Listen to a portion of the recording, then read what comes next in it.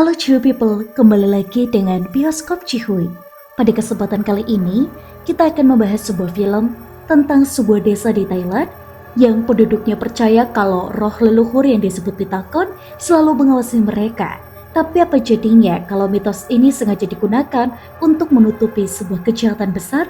Langsung saja, kita ulas film berjudul Film akan kita buka dengan memperlihatkan sebuah keluarga yang dulunya kaya raya, namun kini mereka hidup sederhana. Pada saat itu, nenek yang kita sebut namanya sebagai Tin atau Yatin bersama dengan dua cucunya yaitu Joy dan Jen sedang menyiapkan makanan untuk diantarkan kepada Mark. Sang nenek pun membawa cucunya itu untuk mengantarkan makanan tersebut kepada ayah mereka yang bekerja di Departemen Kehutanan. Saat itu Joy melihat ayahnya sedang membuat topeng pitakon. Bukan pekerjaan utama Mark membuat topeng, tapi ia hanya menyisihkan waktu untuk membuat topeng tersebut. Terdengar dari pembicaraan nenek dan Mark bahwa Mark berencana akan pindah ke kota, meninggalkan desa dengan alasan ingin mencari pekerjaan baru di sana. Namun sang nenek enggan untuk ikut, dia lebih nyaman tinggal di desa.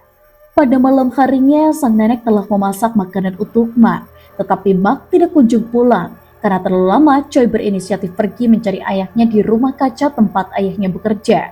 Namun, dia malah menemukan ayahnya sedang mengenakan topeng pitakon ke wajahnya.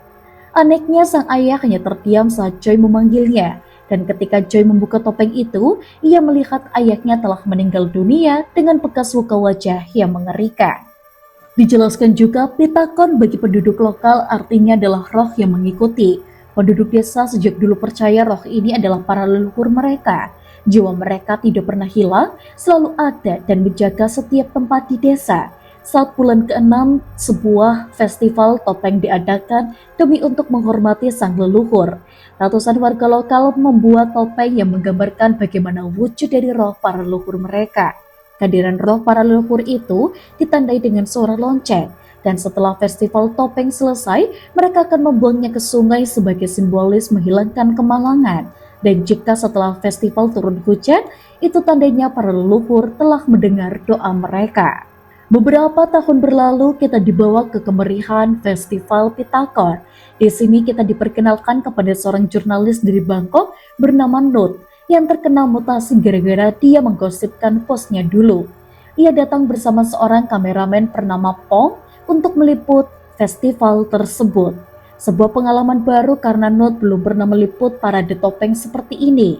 Ia bahkan sama sekali tidak percaya kepada cerita mitos yang dikebor-keborkan warga sekitar tentang festival topeng ini. Tapi Pong menyela, walaupun Nut tidak percaya, setidaknya mereka juga harus menghargainya. Namun di tengah keramaian parade itu, tak sengaja Nut melihat sosok bertopeng pitakon yang menatapnya dari dalam hutan.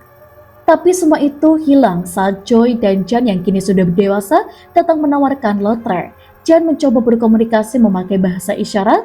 Nut yang kurang peka malah bertanya, apakah adikmu bisu?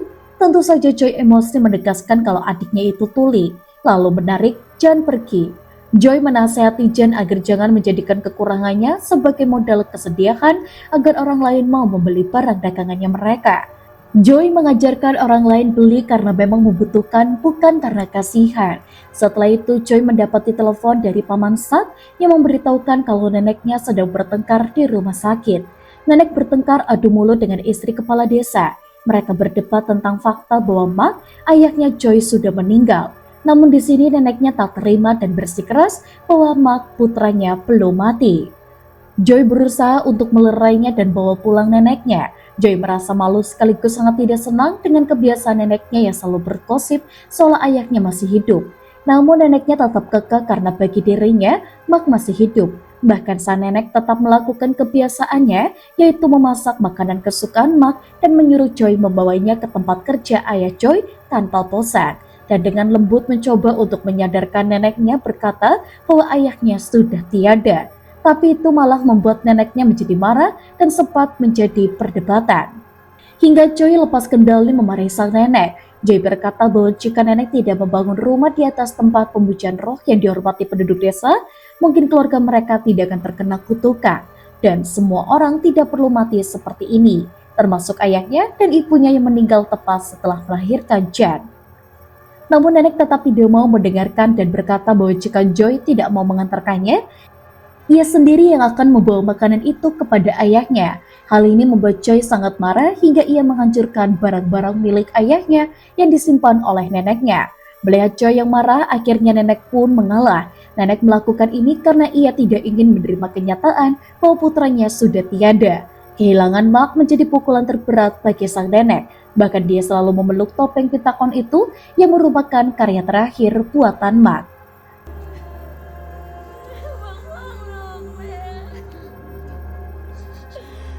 Suatu ketika saat Jan pergi bermain di hutan bersama Joy, Jan berjalan ke arah sungai kecil dan melihat topeng Pitakon yang dibuang penduduk desa mengambang di air dan tersangkut di bebatuan. Jan kemudian mengambil topeng Pitakon itu dan memakainya. Ia menatap ke seberang sungai dan tak sengaja ia melihat ada seseorang yang juga sedang mengenakan topeng yang sama. Pada saat itu Joy dan temannya yang bernama Paul datang dan bertanya apa yang sedang dilakukan Jan. Jan memberitahu bahwa ia melihat seseorang mengenakan topeng Pitakon dan menuju ke arah Joy. Tapi Joy mengatakan kemungkinan Jan hanya salah lihat saja. Pada malam harinya, nenek mengambil senter dan mengatakan bahwa ia mau pergi mencari kodok di sawah. Kebiasaan warga desa di sana, kodok sawah adalah makanan yang cukup lezat untuk dimasak. Dan faktanya kodok sawah memang enak kalau dimasak.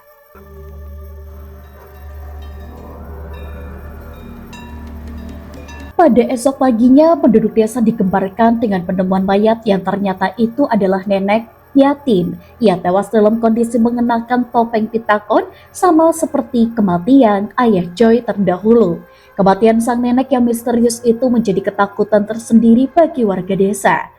Mereka menyangkut pautkan pada nenek Yatin terkena kutukan dari roh leluhur, dan kebetulan saat penemuan mayat itu ada Nut bersama Pong. Nut memerintahkan Pong untuk merekamnya karena ia pikir ini akan menjadi bahan berita yang bagus. Tak lama kemudian Joy dan Jan tiba, mereka sangat terkejut tak menyangka kalau neneknya akan berakhir tragis. Dugaan kutukan ini dipertegas oleh warga sekitarnya. Ironisnya, warga malah menyalahkan nenek Yatin. Kematian dari nenek Yatin dikarenakan ulahnya sendiri.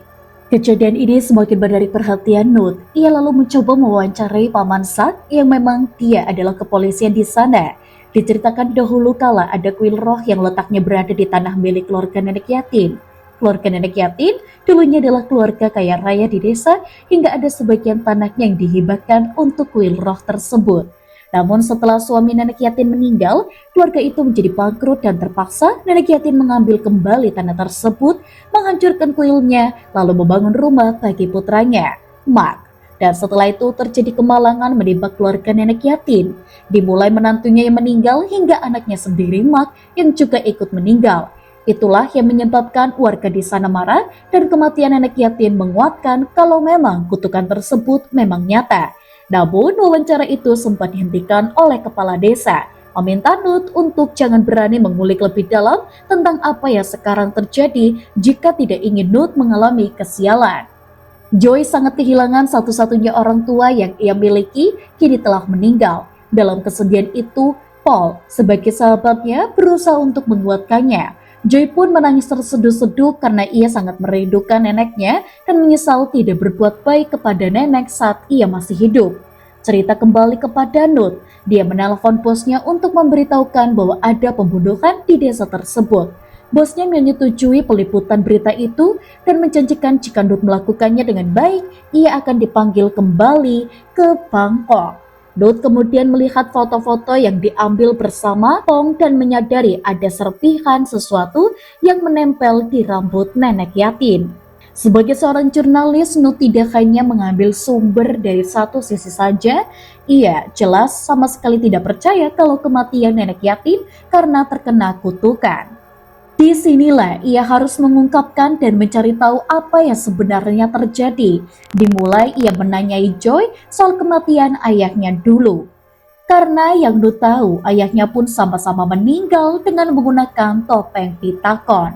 Nut juga bertanya apakah Joy benar-benar yakin karena saat ayahnya meninggal dia masih kecil dan pelakunya bukan hantu. Tapi Joy sangat yakin dan juga mengatakan bahwa ketika dia masih kecil, ibunya mengalami keracunan saat dia sedang mengandung adik laki-lakinya. Dokter menyarankan Ibu Nut untuk tidak mempertahankan bayi itu karena beresiko kepada nyawanya. Namun tiba-tiba seorang dukun datang dan mengatakan bahwa jika Ibu Nut menggugurkan kandungannya, arwah adiknya akan terus mengikuti ibunya. Dan setelah mengikuti saran dari sang dukun, pada akhirnya baik ibu maupun adiknya Nut malah meninggal secara bersamaan. Ia sangat menyesal mengabaikan peringatan dari dokter dan lebih percaya kepada seorang dukun. Oleh sebab itulah, Nut hanya mempercayai kepada hal-hal yang dapat dibuktikan secara rasional. Nut mengatakan ia telah mendapatkan nomor telepon Joy dan akan menghubunginya kembali untuk mendapatkan jawaban. Paul kemudian marah menuduh Nut mencari untung dari orang mati dan mengusir Nut untuk pergi. Malam itu Joy terbangun di tengah malam saat ia sedang menjaga jenazah neneknya. Ia terbangun dan melihat Jan pergi mengetuk peti mati nenek yatim, lalu berbalik dan menuju ke belakang Joy. Ketika Joy menoleh, tidak ada siapapun di sana, namun ketika dia berbalik lagi, dia melihat sosok Pitakon melompat ke arahnya. Tapi ternyata itu hanyalah sebuah mimpi yang membuatnya terbangun. Namun saat terbangun, dia sudah kehilangan Jan. Dia mencoba mencari Jan hingga ke sungai, tetapi tidak menemukannya dan malah melihat topeng Pitakon itu mengambang dan tersangkut di bebatuan. Merasa putus asa, dia pun memohon kepada roh leluhur agar mereka tidak mengambil adiknya. Kemudian Joy mendengar ada suara lonceng berbunyi. Ia pun mengikuti ke arah suara itu yang ternyata mengarah ke rumah pembibitan di mana dulu ayahnya juga pernah bekerja di sini.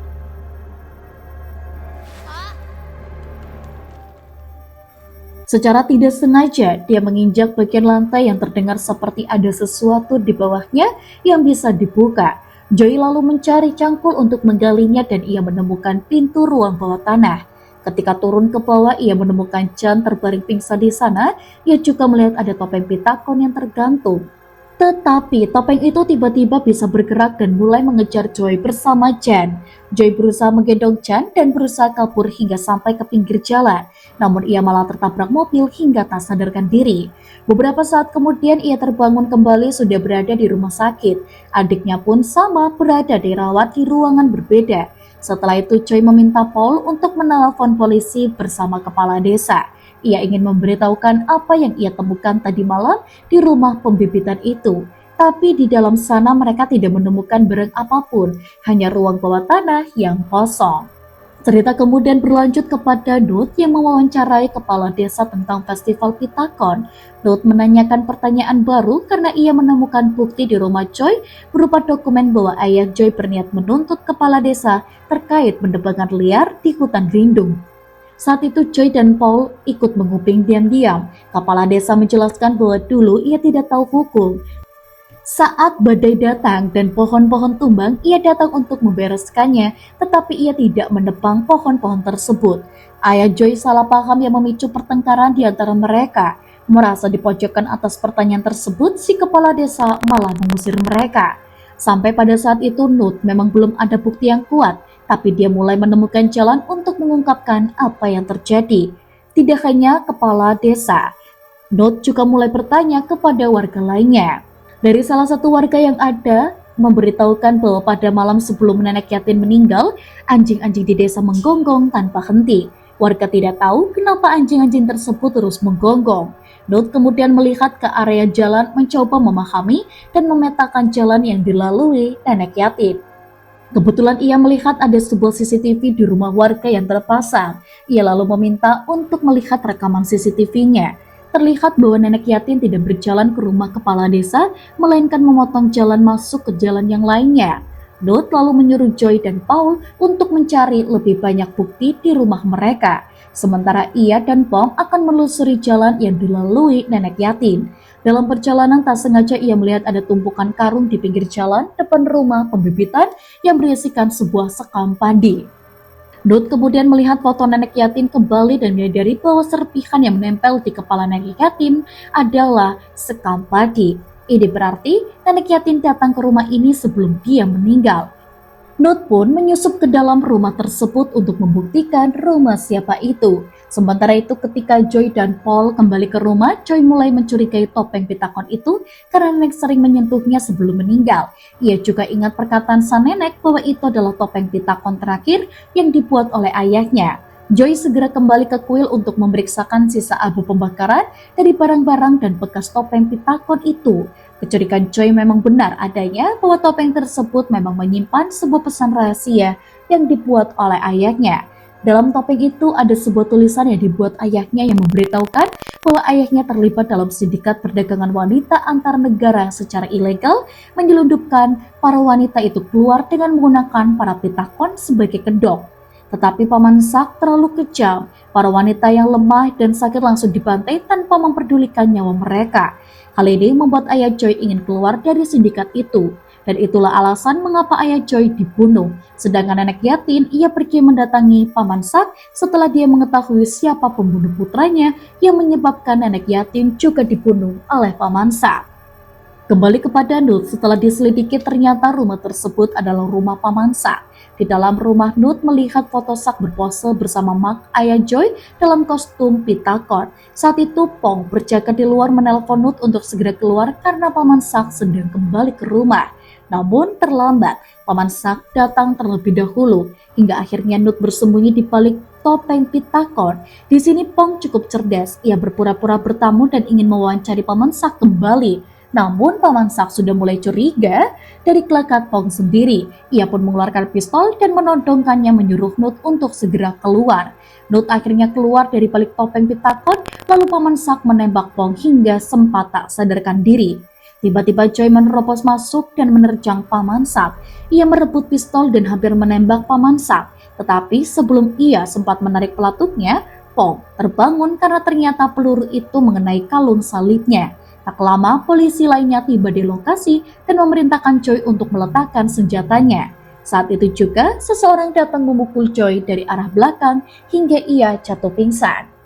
Beberapa saat kemudian Joy terbangun dan orang yang memukulnya tak lain adalah Paul, sahabat sekaligus orang yang paling ia percayai. Sak memberitahu Joy bahwa awalnya ia tidak berniat membunuh siapapun, namun karena Yatin tahu rahasianya terpaksa Sak melenyapkan sang nenek.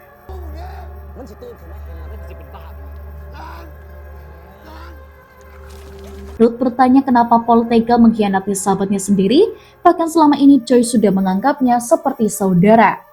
Paul mengatakan bahwa ini ia melakukan untuk bertahan hidup. Dia terpaksa melakukan ini demi untuk mendapatkan uang dan agar ia tidak dibunuh. Joy menoleh dan berbicara kepada Paul. Ia bertanya apakah sosok pitakon yang mengejarnya tempo hari adalah Paul, karena sebelumnya Joy pingsan waktu itu. Ia melihat pitakon yang mengejarnya tampak terkejut lalu lari kabur. Dari situlah Joy menyadari bahwa pitakon itu bukanlah hantu, melainkan manusia yang berpura-pura seolah menjadi arwah pitakon. Paman Sak lalu mengambil topeng pitakon dan memakainya ke kepala Joy. Ia ingin membuatnya terlihat seperti kutukan dari pitakon, lalu menyuruh Paul untuk membunuh Joy. Namun Paul tidak berani melakukannya. Sak mengancam jika Paul tidak menurut maka Paul yang akan mati. Pada dasarnya Paul sangat terpaksa melakukan ini karena sebelumnya dia diancam. Tapi akhirnya Paul sadar walaupun dia mengikuti perintah Sak, bukan tidak mungkin ia juga akan menjadi korban selanjutnya. Paul sangat menyesal melakukan dosa kepada Joy dan sahabatnya. Dan untuk menebus kesalahannya, Paul menolak perintah Sak yang berujung Sak pun membunuhnya. Sak kembali memasang topeng pitakon kepada Joy dan bersiap menyalakan api pada bensin yang sebelumnya telah disiramkan oleh Paul. Ketika api itu mulai menyala, tiba-tiba terdengar suara lonceng. Laut wajah Sak berubah sangat ketakutan, seolah-olah ia melihat sesuatu mengerikan berdiri di hadapannya. Ia pun beralih ketakutan keluar dari rumah itu. Namun tak mudah bagi dia untuk bisa lolos begitu saja. Joy berusaha dengan sekuat tenaga untuk menyelamatkan Jan yang juga disandra di sana. Namun karena posisi kedua tangan yang terikat, sulit bagi dia untuk menolong Jan yang masih dalam keadaan pingsan sementara api sudah mulai membesar. Sesaat Joy hampir pasrah, hanya bisa menangis, tidak bisa berbuat apa-apa. Namun keberuntungan masih berpihak kepada mereka. Tiba-tiba hujan turun lebat hingga memadamkan api dan menyelamatkan nyawa mereka. Setelah apa yang sudah mereka lalui, Joy merencanakan akan membawa Jan pergi ke Bangkok dan akan tinggal di sana. Dan kebetulan Nut sendiri memang tinggal di Bangkok, jadi mereka bisa bertemu di sana. Di adegan terakhir terlihat kedua tangan dan mulut Paman Sak telah diikat. Terlihat juga ada segerombolan makhluk dengan memakai topeng titakon membawa Paman Sak masuk ke dalam hutan. Dan dengan itu pun cerita berakhir. Dan untuk teman-teman di rumah, jangan lupa untuk like, komen, dan juga subscribe. Sampai jumpa.